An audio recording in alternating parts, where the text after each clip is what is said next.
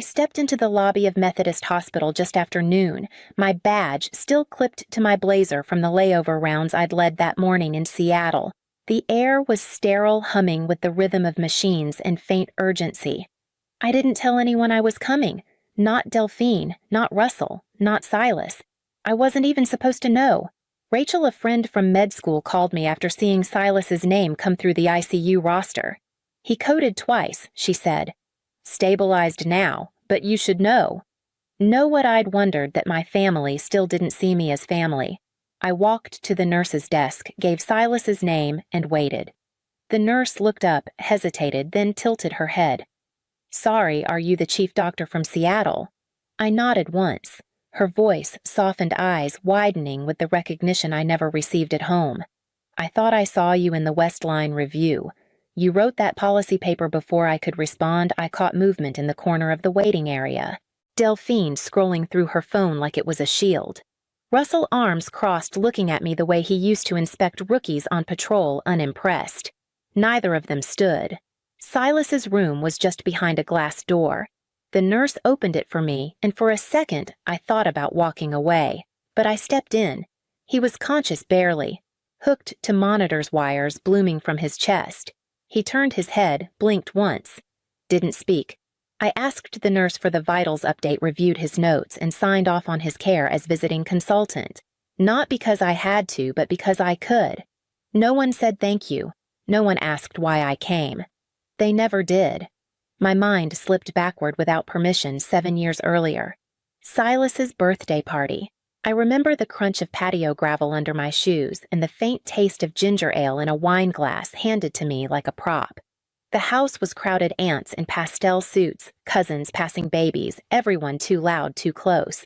My chair was by the window, half sun, half shadow. I wasn't in any of the framed photos that lined the table. I checked. Dad stood for a toast, crisp button-down, tucked, too tight eyes already shining. To Silas, he said, "Our pride and joy. Every family's got one."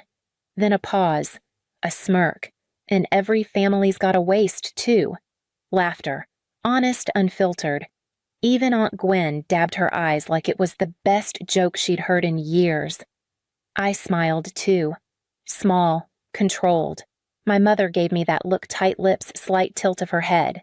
Don't ruin this. So I didn't. I never did. That same week, I had published my first co-authored research paper in the Journal of Health Equity. The congratulations came from strangers, colleagues, my supervisor. Flowers, emails, handshakes. But not from home. Not even a text. That was the week I stopped expecting applause from people who never learned to pronounce my ambition without flinching. And that's when the paper came, folded once, neatly placed on the kitchen table. It was the summer after my second year at UT Austin, the kind of August that made the air feel heavier than my thoughts. I'd come home for 3 days, just long enough to do laundry, breathe familiar air, and pretend the house still felt like mine. Dinner that night was too formal. Linen napkins, real silverware. My mother lit the tall candles she usually reserved for holidays. No one said why. After dessert, Delphine smiled and said, "Can we talk for a minute, honey?" I followed them into the kitchen expecting small talk, or maybe a passive dig about my weight or posture. Instead, the table was already set with papers. A single page on top, clean and centered. My name printed at the top in block letters. "We've been talking." She began folding her hands like she was offering a blessing. "You've been working so hard, and we're concerned. Medical school is so competitive. So stressful. There are other options." Russell leaned forward. "There's a 2-year program at the community college, medical assistant. It's still healthcare, good hours, practical, woman-friendly." I stared at the paper. It was already filled out. Only the signature line was blank. "If you choose this route," Delphine added, "we'll cover your rent. You can stay home. Save money." And if I don't, Russell didn't blink. Then we can't support choices we don't believe in. No yelling, no slammed fists. Just a door offered open, then quietly closed. I didn't argue. I didn't cry. I walked to my room and began to pack. 10 minutes later, Delphine appeared in the doorway. "You're really choosing strangers over your own family?" I didn't answer. My suitcase was small. It held 2 sets of scrubs, a worn pair of sneakers, and a cardboard box I kept under my bed. Inside were pieces of me they never displayed: honor roll certificates, a ribbon from the state science fair, a laminated newspaper clipping about my tutoring work. I left behind the framed photo Delphine had picked for my nightstand back when they still believed in who I might become. Russell stood at the front door. "You don't know what you're walking into," he said. "I know," I replied. "That's why I'll earn who I become." The porch light flickered as I stepped into the night. I didn't look back. I just placed the box on my lap, shut the cab door, and let their silence follow me like a second shadow. Starting over wasn't dramatic. It was clinical. Early shifts, late nights, a fridge that hummed louder than my phone ever did. I kept my head down and applied for every scholarship that didn't require a family recommendation. I told myself I didn't need backup, just bandwidth. There was one I'd pinned all my hopes to: the Whitaker grant. Only 2 spots nationwide. I spent weeks on the essay Health Literacy in Underserved Communities case study's proposed impact. My advisor called it quiet brilliance. I submitted it with trembling fingers and a borrowed printer. 3 months later, I got the email. "We regret to inform you." It didn't break me, just made me tired. Weeks passed. Then, while digging through my inbox for something unrelated, I found a reply I hadn't seen dated the same week I applied. "Thank you for considering Amira Vance. After further discussion, she has chosen to withdraw her application. Best Delphine Vance." No subject line, no draft folder. Just her name, sent clean and final. I didn't call. What would I have said? She would have called it a misunderstanding, a technical error. "I thought you changed your mind." I stared at the screen until the edges blurred, then printed a copy for my file. Not to confront her, but to remember. Not long after, during a guest lecture, a professor mentioned the Whitaker finalists. One stood out, she said. A project on healthcare access. Beautiful proposal. The recipient, Silas Vance. The name landed like a flat note. I stayed after class pretending to pack up slowly. Asked if we could see the winning essays for reference. She smiled and handed me a hard copy. The title was mine. The language was softer, a few metaphors I'd never use, but the bones were familiar. Identical structure. Even the closing quote, my quote, was there, slightly reworded. I remembered the night Silas stopped by my studio apartment just before the deadline. "I need help brainstorming," he said. "You're good at these things." I gave him my outline, even shared an early paragraph. "Just for structure," he promised. I pressed the page, flat took a photo, and slipped it into my folder. I didn't report it. I didn't ask for credit. I just learned to keep better records. Some betrayals don't show up as bruises. They come as scholarships you never got to claim. I didn't lose faith in myself, but I stopped expecting truth from anyone who had something to gain from my silence. So I kept building quietly. One paper, one rotation, one semester at a time. Until the day I walked back into a hospital I never meant to return to, and someone called me doctor before they called me daughter. The hallway outside Silas's ICU suite was quiet in that clinical way, full of soft beeps and tension that floats just beneath the fluorescent lights. I hadn't told anyone I was coming. I didn't owe them that. Delphine sat near the wall, her hands folded neatly around her phone like it was prayer. Russell was perched in the corner, arms crossed, legs wide, still performing authority, even when no one asked for it. Neither looked up as I approached. Dr. Vance, the nurse, said, stepping forward. "This way." I nodded. Her voice was bright, her posture respectful, like she'd read my name somewhere that mattered. Maybe she had. When I entered the room, I didn't pause. I glanced at the monitors, scanned the intake notes, reviewed his chart. Silas looked smaller than I remembered. Thinner. The kind of pale that doesn't come from low iron, but from being too long in a room where no one opens a window. He blinked once when he saw me, but said nothing. The nurse hovered near the door. "We adjusted his meds this morning. BP's still unstable, but no arrhythmia since noon." I nodded again, jotting a quick note into the tablet. "We'll keep him on this course. Continue to monitor oxygen saturation." "Of course, doctor." Doctor. Not sister, not daughter. Just the name I gave myself when theirs stopped meaning anything. As I stepped back from the bed, Delphine entered behind me. She didn't flinch, didn't speak, just looked past me, her gaze fixed on the IV drip like I wasn't 3 feet away. The nurse hesitated, then gestured. Dr. Vance is consulting with our team today. Delphine didn't acknowledge her. Or me. That's not my daughter, she said, flat as marble. The nurse blinked. Oh, I'm sorry. I thought she's from Seattle. Delphine's voice didn't rise. It didn't need to. It just landed like a gavel. I didn't respond. I just turned, slightly handed the chart back, and asked the nurse if she needed anything clarified. She shook her head, then added softly, I read your paper last semester. Westline Review. We had to study it in health policy. I gave her a faint smile. The kind you offer when gratitude feels too dangerous. Behind me, Delphine's hands tightened around her purse. Her lips pressed thin, but she didn't say a word. I finished my notes, instructed the staff to notify me of any status changes, and stepped out. Russell looked up for the first time. His mouth opened slightly like he might ask something, but nothing came out. The hallway felt warmer now, like the building itself was watching. The silence I used to drown in now moved behind me like a shadow I'd outrun, and by the time I reached the elevator, I already knew what her call would sound like. The call came just before midnight. One missed ring, then a voicemail. Delphine's voice was softer than I remembered, tentative, like she was trying on humility for the first time in decades.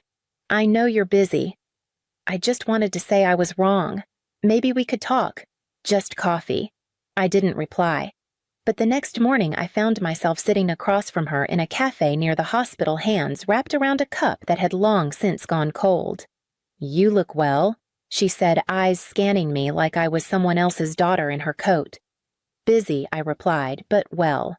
She nodded, smiled faintly. Silas was surprised to see you. We all were. It's impressive what you've done. There it was, the compliment that always came before the ask. I know it's a lot to ask, she said, finally leaning in, but we were wondering if there's any way you could help transfer Silas to your hospital. Better care, smoother recovery. You'd be overseeing it. It would mean so much. I set the cup down slowly. I don't handle admissions, I said. But with your title, your connections, I'm not going to make that call. Delphine's smile flickered. Of course, she said quickly, tucking her hands beneath the table. I just thought, thank you for meeting me, I said, already standing. She blinked like she hadn't prepared for the version of this conversation where I left first. I didn't give her time to finish the sentence. Back at the hotel, a thick envelope waited at the front desk. No return address. Just my name in Delphine's unmistakable cursive. Inside was a copy of a visa application sponsorship section filled out under my name, my credentials, my signature. Except I'd never seen it before. She'd used me. Again, I didn't call. I didn't text. I simply typed a response to the issuing office. I do not consent. I was not consulted. I signed it as Dr. Amira Vance, printed 2 copies, and placed one in my witness file. There would be no confrontation, no dramatic fallout. Just a line she wouldn't cross again, and a silence she could no longer weaponize. The invitation came through a colleague, a small private dinner for women in medicine, no microphones, no panels, just stories and soup. I almost declined. Applause still made me itch. But this wasn't public. It felt safe, close. So I went. The restaurant was tucked into a converted house off Capitol Hill. Low ceilings, warm lighting, quiet chatter between women in scrubs and soft sweaters. I hung my coat and took a seat at the far end of the table. That's when I saw her. Eliza, she said, standing slowly. Her voice hadn't changed, just softened. A cousin on my mother's side. We hadn't seen each other in over a decade, but I recognized the eyes. She sat across from me, smiling like she wasn't sure if this counted as a reunion. I read your piece, she said. Didn't know whether to be proud or worried. I tilted my head, worried for who she didn't answer. Not right away. We talked about the easy things, Seattle Weather Hospital hours, her daughter's art classes. Then, between the salad and dessert, her tone shifted. You know, she said gently, I always knew you were different. Not difficult. Just too strong for them. I didn't respond. They never wanted to admit it, she continued. But you scared them, not in a bad way. Just, you moved things. And they liked things still. She stirred her tea. You made Silas look small. Not by what you did, just by being who you were. And they never thought you'd fight back. They didn't think you had it in you. It landed harder than anything Delphine had ever said to my face. I nodded once. Eliza didn't offer an apology. She didn't need to. What she gave me was rarer truth without spin, without performance. Later, I walked home alone through streets slick with late rain. Her words echoed against the sidewalk. You scared them. I turned the phrase over in my head until it lost its edges. It wasn't an insult. It was an answer. And by the time I reached my door, I no longer needed to be sorry for taking up space they were never willing to share. I almost didn't say yes to the summit. The email sat in my inbox for weeks, buried beneath patient notes and department updates. But something about the title Healing Beyond the Hospital stuck with me. Maybe because I'd spent years learning that some wounds don't show up on scans. The room wasn't grand. No stage lights or velvet chairs. Just folding tables of podium and rows of women in sensible flats and tired eyes. When they called my name, I stepped up without notes. I used to think love looked like support, I began. That the people who raised you would want to see you succeed. But I learned some only cheer when you follow the script they wrote. Silence, not hostile, just listening. When you grow beyond their expectations, when you build something without their permission, it's not always met with pride. Sometimes it's met with fear. I paused. But survival is a kind of success too. I stopped asking to be invited to the table when I realized I could build my own. Applause rose slowly, like people were giving themselves permission to feel it. I left through the side exit. No business cards, no photos, just the quiet satisfaction of telling the truth without asking anyone to believe it. 2 days later, the blog post went live. No headshot, no backstory. Just the headline, When Family Doesn't Show Up, She Builds Her Own Seat. I didn't share it, but my name found its way into the comments, not as someone's daughter, as someone who made her own name matter. She caught me near the coffee cart at the back of the conference hall, clutching her notebook like it might float away. I know this is strange, she said, cheeks flushed, but your article, it felt like my story. I smiled, not the kind I'd worn for years out of politeness, but something real. Then write yours, I told her, louder than I did. She nodded slowly like she was tucking the sentence into her coat pocket for later. That night back home, I pulled out an old journal from the bottom drawer of my desk. The leather was cracked, the corners curled. I hadn't touched it in years. I flipped past the first few entries, the ones written in dorm rooms and on buses between exams and tears, pages full of questions of wondering when they'd see me, if I'd ever earn my way back into a story they seemed so determined to write without me. I turned to a blank page, not to prove anything, just to remember. The pen moved slower than it used to, but the words felt steady. I said my name first, not to them, to myself. The phone rang. Unknown number, local area code. I let it ring once then twice. On the third, I answered. Delphine's voice came through soft and wavering. I know things weren't easy. But maybe, if there's still compassion in you, your brother. She didn't say my name. She didn't have to. I listened, not out of obligation, but as someone who had learned the power of not needing to reply. When she paused for breath, I pressed mute. Then I returned to the page and wrote the line I needed to see. The leaves had started turning near Volunteer Park, that slow golden fade that made the sidewalks look softer. I passed a family posing beneath a canopy of red maples, laughter camera clicks, jackets being zipped, names being called. I didn't flinch. I didn't wonder what it would have been like to be in a photo like that. I just kept walking. Back home, I slipped off my shoes, made tea I didn't drink, and opened the drawer in my hallway cabinet. Inside was the nameplate I had made the week I became Chief Simple Brushed Steel Clean Lettering. Dr. Amira Vance. I ran my fingers across the engraving, the weight of it both heavier and lighter than I remembered. They never sent flowers, never clapped from the front row, never even said the title. But I did. And it turns out, I was the only one who ever needed to. I closed the drawer gently, not to hide it, but to keep it. Then I stood in the stillness, let it fill the corners of the room. They never said my name until everyone else did, and now I say it loud enough for myself. The crystal chandeliers of Bluebird cast judgmental light across white tablecloths. I straightened my spine against the plush velvet chair, watching my father raise his glass. His surgeon's hands, steady, confident, the hands that slice into human brains for a living command immediate attention from everyone at the table. To Michael and Jessica, he announces, voice carrying that distinctive authority that makes nurses scramble and patients feel safe. A perfect match between two brilliant medical minds. Wine glasses clink. My mother dabs at the corner of her eye with a linen napkin. My brother Michael beams, one arm draped possessively around his fiancée's shoulders.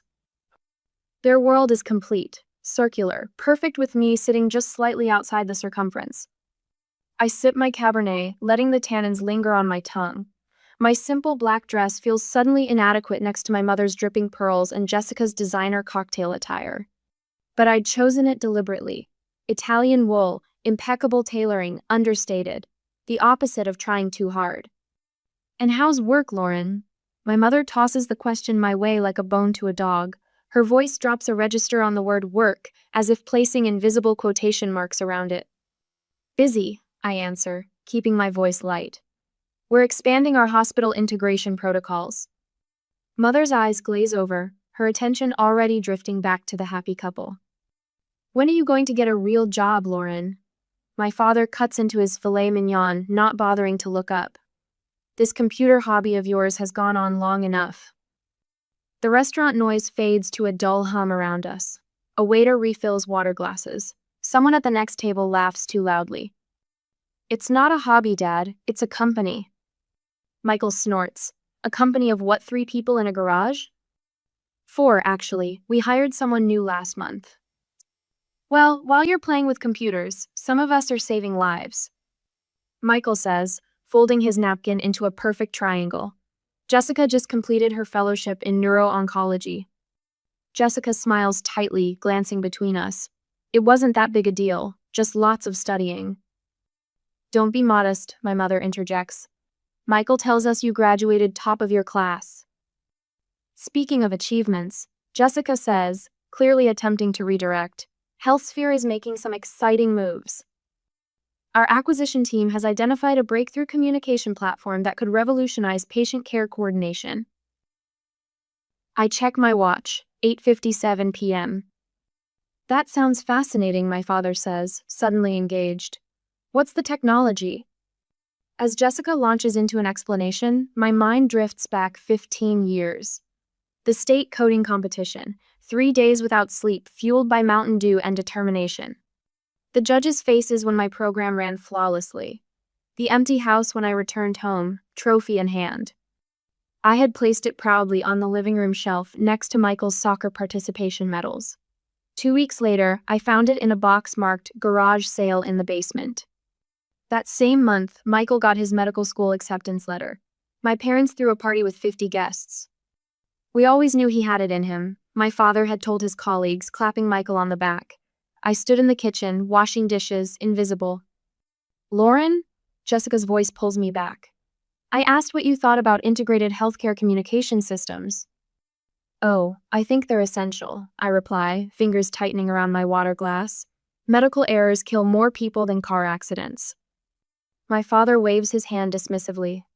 That's administrative babble. Good doctors don't make errors. Statistics suggest otherwise, Dad. Statistics can be manipulated. He turns back to Michael. Have you put a deposit on that country club venue yet? The conversation moves on without me, as it always has. I remember the day I told them I'd chosen the University of Washington over Yale. My father's face had turned a dangerous shade of red. Computer science? You're throwing away your future on computer games? He'd cut off my tuition that night.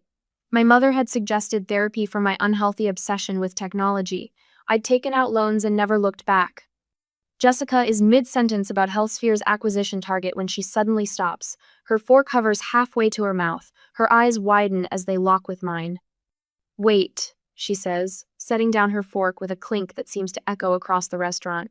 You're that Lauren Madison, the CEO of Metalink? The table falls silent. My mother's face freezes in confusion. My father frowns. Michael looks between Jessica and me, his expression shifting from dismissal to calculation in the span of seconds.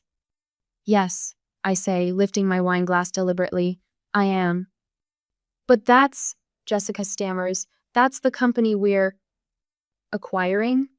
I finish for her, taking a slow, deliberate sip.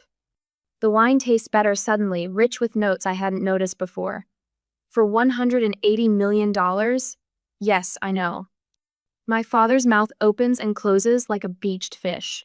My mother frantically taps at her phone, no doubt searching my name.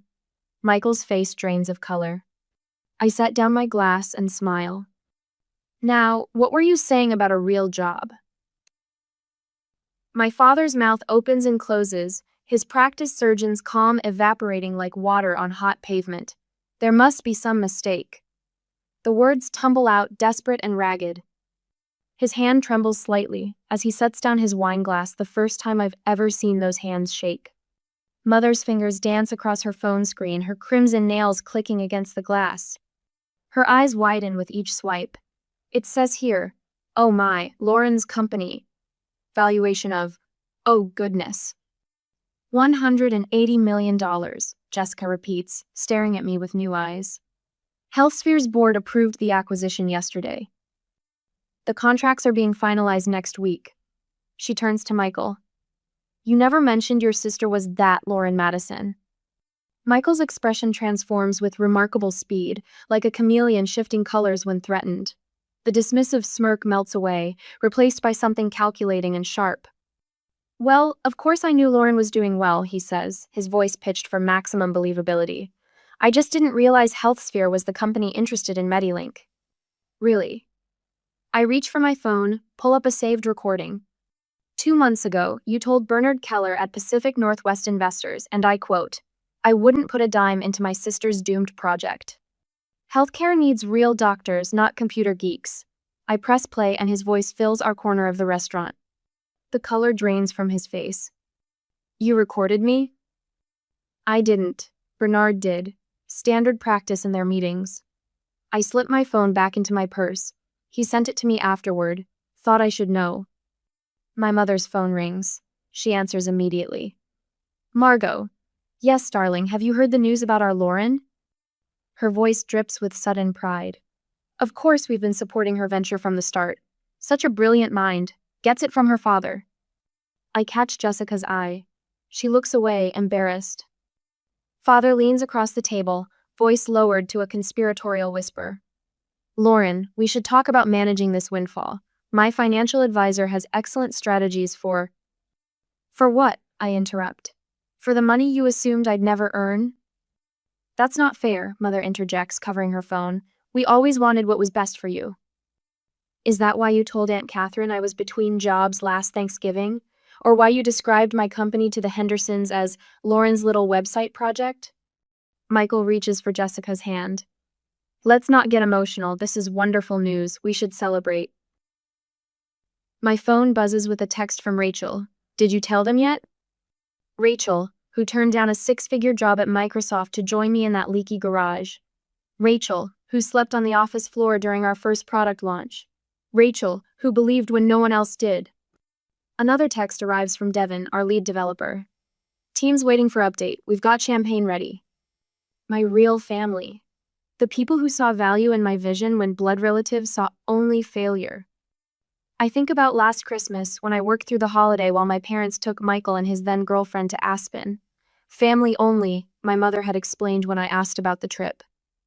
I'd spent the 25th of December debugging code with Rachel and our small team, eating Chinese takeout on folding tables. I stand up, my chair scraping against the hardwood floor. The sound cuts through the ambient restaurant noise, drawing glances from nearby tables. Let me be clear about something, I say, looking directly at my father. When I pitched you my idea 3 years ago, you called it a waste of a good mind. When our first hospital implementation prevented a fatal medication error, I sent you the article. You never responded. I turned to my mother. When I needed surgery after my appendix ruptured, you were too busy planning Michael's graduation party to visit. Rachel sat by my hospital bed for 3 days. Michael shifts uncomfortably. Lauren, this isn't the time or place. When is the time, Michael? When you need an investment for your private practice? When you want connections to Health Sphere's board? Jessica studies her plate, her cheeks flushed. I have every email, every text, every voicemail where you dismissed what I was building. I kept them all. I take a deep breath. Not for revenge, for perspective. So I never forget what it felt like to build something without a safety net. Father reaches for my arm. Sweetheart, we always believed in you. I step back, gathering my purse and coat with deliberate calm. That's the problem, Dad. You're still lying, even now. Where are you going? Mother asks, panic edging into her voice. We haven't even ordered dessert. I have a team waiting to celebrate with me, people who believed in me before the money. I dropped $200 bills on the table. Dinner's on me. Father stands, blocking my path. Lauren, don't be ridiculous. We're your family. I look at him, really look, and see a stranger wearing my father's face. A man who only values what he recognizes as success. Success isn't measured by your approval, I say quietly, and family isn't determined by blood. As I walk away, Jessica calls after me. Lauren, wait. But I don't turn around. Through the restaurant's front windows, I see Rachel waiting in her car, just as planned. She gives me a thumbs up as I push through the doors into the cool night air. Behind me, I leave the fragments of a relationship built on conditional love. Ahead waits the family I chose, who loved me when I had nothing to offer but a dream and the determination to make it real. An hour later, the garage smells of cold concrete and desperation. Rain hammers the metal roof like impatient fingers, drowning out the whir of our overtaxed laptops. Rachel hunches over her keyboard, the blue screen light hollowing her cheeks. Her curly hair is piled on top of her head, secured with what looks like a pencil. The hospital admin wants another demo tomorrow, she says without looking up. I told him we'd have the new interface ready. I stretch my arms above my head, shoulders popping. We will. My voice sounds more confident than I feel. The secondhand desk wobbles as I lean forward, my office chair rescued from a university dumpster squeaking in protest. Our rented garage in South Seattle is a far cry from the gleaming medical tech offices downtown, but the rent is cheap, or cheaper, anyway. The whiteboard dominates the back wall, covered in our healthcare communication protocols. Arrows connect boxes of messy handwriting, the skeleton of our Vijana system to reduce medical errors through better technology. Something hospitals desperately need but aren't willing to pay for. Not yet. Rachel tosses me a granola bar. Eat something. You look terrible. Thanks, I say, catching it one-handed. The wrapper crinkles as I tear it open, the first food I've had since yesterday's vending machine lunch. Lauren, this has to work. Rachel's voice drops to a whisper. My landlord called again. I nod, my throat tight. 9 months of 80-hour weeks, and we're running on fumes. Last month I sold my car to make payroll for our 2 junior programmers. They believe in Metalink enough to work for peanuts, but peanuts still cost money. The algorithm we've been fighting with for weeks glows accusingly on my screen. It's supposed to flag medication conflicts before they happen, alerting doctors before 2 incompatible drugs meet in a patient's bloodstream. But the flagging system keeps triggering false positives, and hospitals don't tolerate cry-wolf software. My phone buzzes. Michael. I silence it without looking. 3 days ago, he showed up unannounced at the garage. Just checking you're okay, he said, eyes sweeping over our setup with barely disguised pity. Mom and Dad are worried. They could call, I said, arms folded. They think you're going through a phase. His smile was practiced, perfect. Come home for Sunday dinner. Dad has connections at Mount Sinai who could get you a proper job. I showed him the door. That night, I overheard him on a call with a college friend who runs a medical investment fund. My sister's hobby project? God no, don't waste your money. The memory makes my fingers pound harder on the keyboard. Rain continues its assault on the roof as midnight comes and goes. Rachel brings fresh coffee and chipped mugs. The space heater clicks, struggling against the damp chill. At 3:24 a.m., I spot the problem. A single line of code buried in the communication protocol. I fix it with trembling fingers, then run the test suite.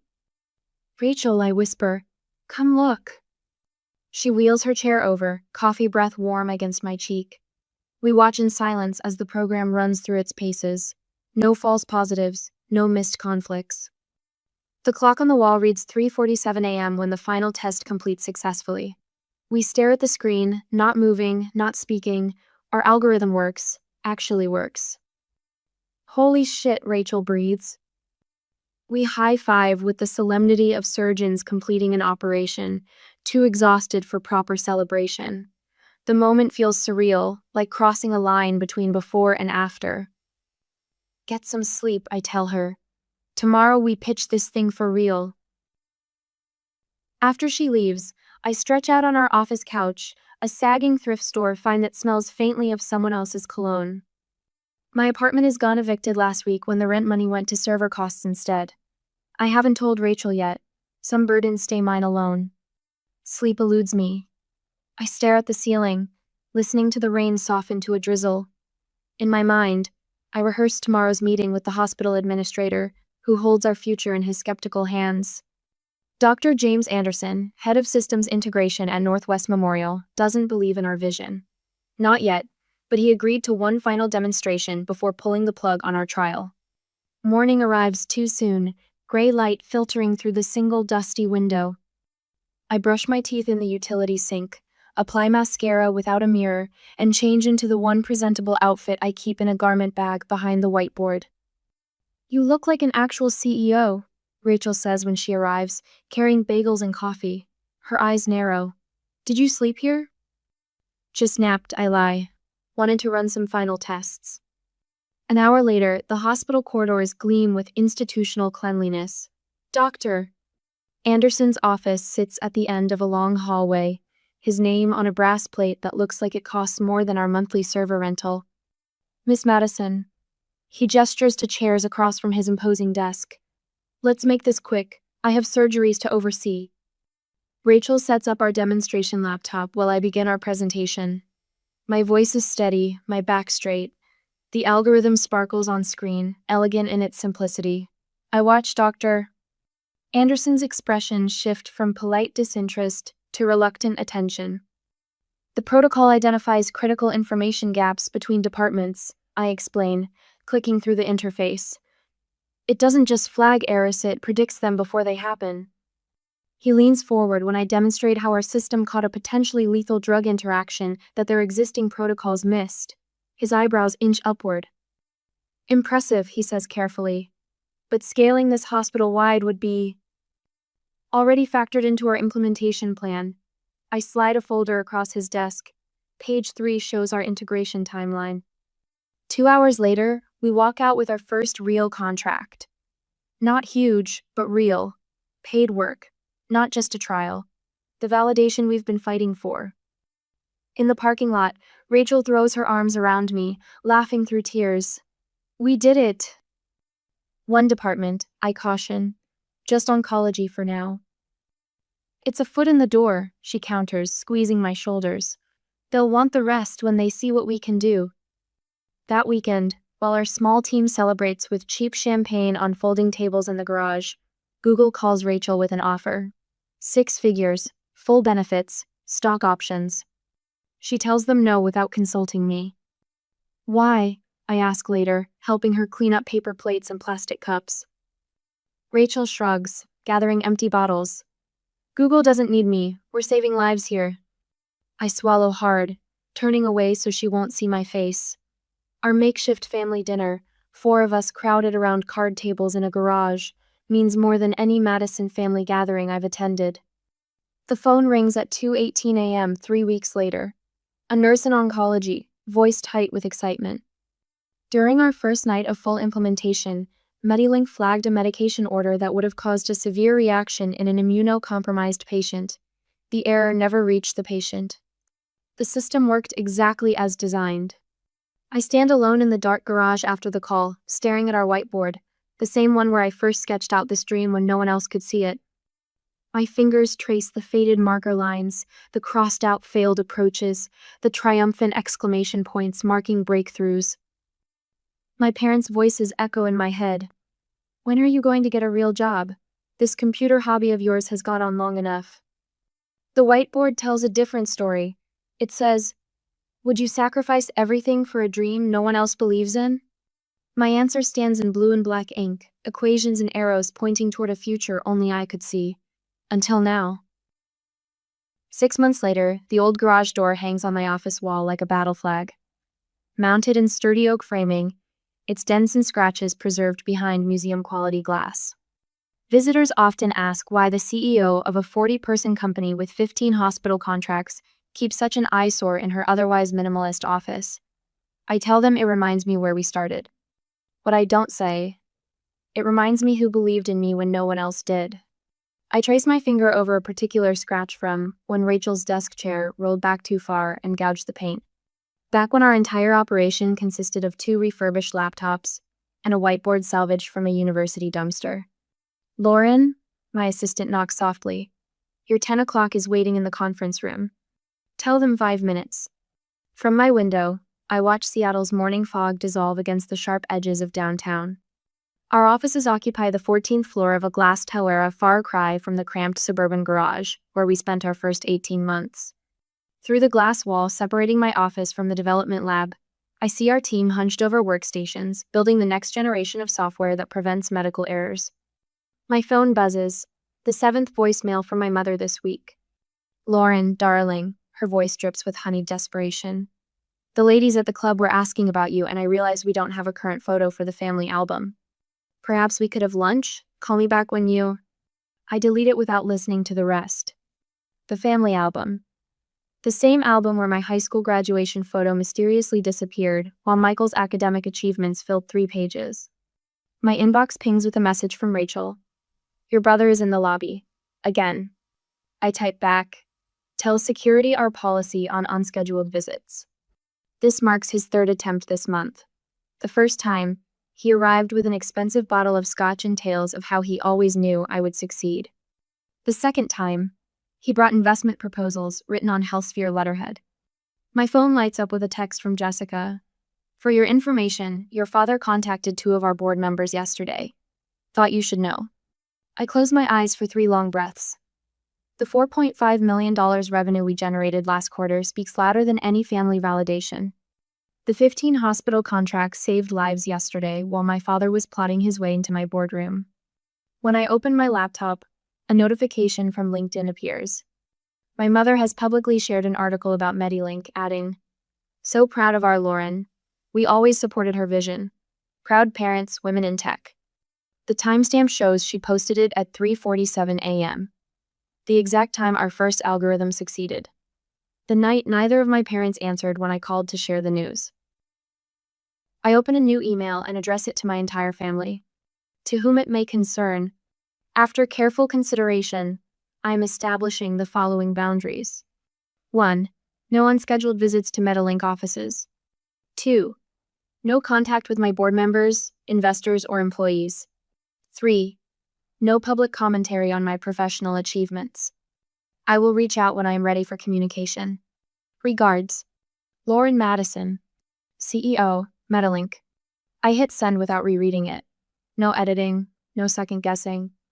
The next day, at our press conference announcing record growth, a reporter asks about my background. "You're the daughter of the renowned neurosurgeon Dr. Madison. Did his medical influence inspire Medilink's healthcare focus?" "Our team comes from diverse backgrounds," I respond, gesturing to the row of developers and engineers seated in the front row. Medilink was born from collective experience and a shared vision for safer patient care. Each person here contributed something essential. Later that afternoon, I finalized the paperwork for a $500,000 donation to establish the Self-Made Fund for Women Entrepreneurs from Unsupportive Environments.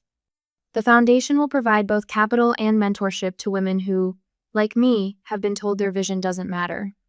At the monthly Medical Innovation Roundtable downtown, I noticed Michael's colleague Dr. Harrison approaching me instead of him. "Miss Madison, your communication platform has revolutionary implications for neurosurgery. Would you consider a specialized application for our department?"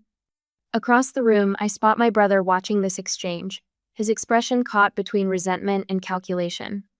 2 charity galas later, in the weeks to come, the pattern becomes unmistakable. My parents' names have vanished from certain guest lists, particularly those hosted by hospital administrators and medical technology investors. Their carefully constructed social facade shows hairline fractures. The Morning Health Sphere announces their intent to acquire Metalink for $180 million. Our office erupts in celebration. Rachel pops champagne while our original team of 4 embraces in the center of the development floor. "We did it," she whispers, her voice breaking. "They said we couldn't, and we did it anyway." My phone remains silent. No congratulations from family. No surprised calls from parents who finally understand what I've built. Instead, Jessica sends a single text. "Your brother showed up drunk at our apartment last night. Kept saying the family name meant something before you sold out. Think you broke their perfect family narrative." I look at the garage door mounted on my wall, testament to every night I slept on the office floor, every meal skipped to make payroll, every holiday spent coding while my family vacationed without me. Success wasn't the moment the acquisition papers were signed. Success was surviving without them. The champagne tastes sweeter for it. 2 days later, the corner booth at Millie's Diner still has the wobbly table I balanced with a folded napkin 4 years ago. The vinyl seats squeak under my weight as I slide in, running my fingers over the scratch marks where I once carved algorithm flowcharts while waiting for hash browns at 3 a.m. "This is your big meeting place?" Rachel asks, settling opposite me. Her expression mixes disbelief with amusement. "The Madison family and Millie's Diner?" That's exactly why I picked it. I straighten the salt and pepper shakers, positioning them with mathematical precision at the table's center. They'll hate every second. Outside, a silver Mercedes pulls into the parking lot, followed by my father's gleaming Jaguar. My pulse quickens, but I keep my breathing even, counting the seconds between inhale and exhale. "Remember," Rachel says, squeezing my hand, "you don't need their approval. You already won." The bell above the door jingles. My family enters like foreign diplomats visiting a developing nation, cautious steps, eyes darting around, assessing potential threats to their cashmere and silk. Mother's nose wrinkles at the scent of bacon grease and coffee. Father tugs at his Italian suit sleeves. Michael guides Jessica forward with a hand at the small of her back, his shoulders squared as if preparing for conflict. "Lauren." My mother spots me first. Her voice carries the forced brightness reserved for awkward social obligations. "What a charming establishment." They approach with visible discomfort, taking in the worn vinyl booths and laminated menus. Father pulls out a handkerchief to wipe the seat before sitting down. "This place makes the best blueberry pancakes in Seattle," I say, not bothering to rise. "I coded Metalink's first secure messaging protocol right where you're sitting, Dad." He shifts in his seat, tucking the handkerchief away. His surgeon's hands fold together on the tabletop, knuckles whitening. "Lauren, we need to talk as a family," he begins, clearing his throat, "about your future and the Madison legacy in medicine." I almost laugh. "We're here to talk about my technology company that's being acquired for $180 million. There's no medicine in that equation." "That's not entirely true," Mother interjects, her voice softening to the tone she once used to coax me into piano recitals. "We've always believed in you, Lauren. Your analytical mind comes from generations of Madison doctors. That's why your medical communication system works so well." Rachel makes a small noise beside me that might be a stifled snort. "Always believed in me?" I repeat, letting the words hang in the air between us. Interesting revision of history. Michael leans forward. "Look, sis, we're all proud of what you've accomplished. In fact, I've been thinking we could partner on some innovative approaches to neurosurgical planning. I have connections throughout the medical community that could open doors for you." "For me?" I tilt my head. "Or for you?" Jessica steadies her coffee cup, uncomfortable. "We're family," Father says with authority. "We support each other. Your mother and I were just telling the Hendersons at the club how we helped you get your start. A parent's guidance is invaluable in these entrepreneurial ventures." The folder I've kept in my desk drawer for 3 years sits heavy in my bag. I place it on the table with deliberate care, my fingertips pressing against the manila surface. "Let's talk about support," I say, opening the folder. "September 2020. Dad, you told Dr. Samuel Jenkins not to waste money investing in my little hobby. February 2021. Mom, you told Aunt Carol I was playing businesswoman while Michael did meaningful work. December 2022. Michael, you advised 3 potential investors to wait because my amateur project would fold within 6 months. I slide printed emails and text message screenshots across the table. Their faces change as they recognize their own words staring back at them. Lauren, Mother whispers, we were concerned about you. No, I say, maintaining eye contact. You were embarrassed by me. The waitress approaches, senses the tension, and retreats without taking orders. If we're going to have any relationship moving forward, I need complete honesty. I will not mix business with family under any circumstances. I require acknowledgement of your past behavior, not excuses or revisionist history, and I expect respect for the path I've chosen, whether you understand it or not. My voice remains steady, neither raised nor weakened. The table falls silent. You've always been difficult, Father finally says, color rising in his face. Even as a child, you refused to follow the sensible path laid out for you. Now you think money makes you superior? I built a career saving human lives while you type on computers. David! Mother gasps, her makeup, perfect face crumpling. For the first time in my memory, her tears look genuine, not calculated for effect. No, Dad, money doesn't make me superior, I answer calmly, but it revealed the truth about how conditional your love has always been. Michael's mask slips. The calculating look in his eyes hardens to something uglier. You think you're so special because some corporation threw money at your little program? I've spent years building real skills while you got lucky with a trend. Michael! Jessica hisses, mortified. I stand, gathering my belongings. Rachel rises beside me, a silent pillar of support. I didn't come here for your approval. I tell them, voice clear in the suddenly quiet diner. I came to give you one chance to be honest with me and with yourselves. Success didn't change me, it just made me visible to you. As I walk away, I hear my mother's muffled sobs, my father's angry muttering, the sound of Michael's hand slapping against the table. I don't look back. The bell above the door jingles as Rachel holds it open. Outside, the Seattle rain falls in gentle sheets, washing everything clean. Sunrise paints gold across the glass walls of Hellsphere's innovation wing. 1 year after the acquisition, and I still pause at the threshold of my office, fingers tracing the nameplate. Lauren Madison, Chief Innovation Officer. The whiteboard from our garage hangs opposite my desk-faded blue marker, Rachel's cramped handwriting, my own sprawling diagrams. Preserved behind museum-quality glass, it's both artifact and compass. 217, Rachel announces, leaning against my doorframe. Her curls are tamed today, professional for the board meeting. That's how many hospitals are running Metalink as of this morning. I smile, genuine. Remember when we celebrated our first? Memorial Regional. The day you spilled coffee all over the server. And you nearly had a heart attack. We laugh, the easy rhythm of people who've survived both failure and success together. My calendar pings. Time for my monthly therapy session with Dr. Reed. I grab my coat and pause at Rachel's desk. Mom called again.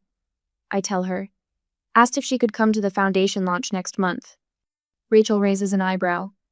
What did you say? That she's welcome, as a guest, not family spokesperson. The lobby walls flash with rotating photos of our team. No Madison family portraits here, only the people who believed when it mattered. I catch a glimpse of Devin from engineering showing his grandmother the system interface, Carlos explaining a protocol to new interns. Later that day, in Dr. Reed's office, the familiar leather chair creaks as I settle in. Your mother's reaching out consistently now, he observes, his voice neutral. Small steps. She sent a card for the company anniversary. I trace the scar above my eyebrow. Dad still refuses contact. And Michael? Professional courtesy only, though Jessica stops by sometimes. She's brilliant wasted on neurosurgery. Dr. Reed smiles. How's the acceptance feeling? Like taking off shoes that never fit. That evening, I host dinner at my loft tour monthly tradition. The oak table stretches end to end, nothing like the cold formality of Bluebird. Rachel brings her famous lasagna. Carlos's husband makes perfect mojitos. Devin's twins scatter drawings across the floor. To found families, I toast, raising my glass. To the woman who wouldn't quit, Rachel counters. The conversation flows without performance or judgment, without the constant comparison that poisoned my childhood. No one here needs to diminish others to feel successful. Later, when everyone had gone, I came back to the office to sort out plans for further development. I stand at my window overlooking the Seattle skyline. Tomorrow, I'll finalize the foundation for first-generation entrepreneurs, people like me, with vision but no safety net. My phone lights up with a text from Mom, "Proud of you," followed by a heart emoji. 3 simple words that would have changed everything years ago. Now they're just words, not validation I need anymore. The TED Talk next week terrifies me more than any investor pitch ever did. Redefining success beyond family expectations. 1,000 people will hear my story, maybe find courage in their own. I walk through my office, fingertips brushing the mounted garage door that Rachel salvaged when we moved. My reflection overlays with shadows of who I was: exhausted, determined, angry, afraid. But tonight, I see something new in the glass. Peace. The calm of a woman who no longer needs to prove anything to anyone. I'm Lauren Madison, I whisper to my reflection, and I save lives my own way. The question isn't whether family validation matters. The question is whether I've finally learned to validate myself. The answer shines back at me from the glass. Yes,